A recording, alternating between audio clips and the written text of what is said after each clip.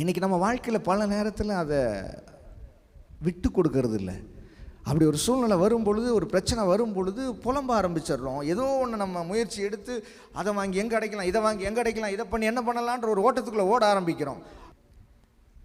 நம்ம அறிவிலே யோசிக்கிறோம், எப்படி நடக்கும் எப்படி நடக்கும் எப்படி நடக்கும். ஏதாவது ஒன்று செஞ்சு ஏதாவது ஒன்று பண்ணி எப்படியாவது பிடிச்சிடலாமா அப்படிங்கிற யோசனையிலே இருக்கிறோம். ஆனால் பைபிள் சொல்லுது, தேவனுடைய ஆசீர்வாதமே உனக்கு ஐஸ்வர்யத்தை கொண்டு வரும். தேவனுடைய ஆசீர்வாதம் என்ன? உன் பேரை பெருமைப்படுத்துவேன், உனக்கு வேதனையை கூட்ட மாட்டேன், உன்னை ஆசீர்வதிப்பேன். இதெல்லாம் தான் தேவனுடைய ஆசீர்வாதம்.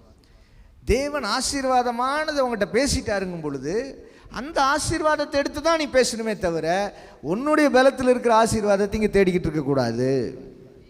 அப்படியே தேடி ஐஸ்வர்யம் உனக்கு வந்தாலும் அதில் என்ன வந்துடும்? கூடவே வேதனை வந்துடும். ஆனால் அவர் ஆசீர்வதிக்கிறது மேலே நம்பிக்கை வச்சுட்டீங்கன்னா ஐஸ்வர்யவானாகவும் மாறலாம், வேதனை இல்லாதவனாகவும் இந்த உலகத்தில் வாழலாம்.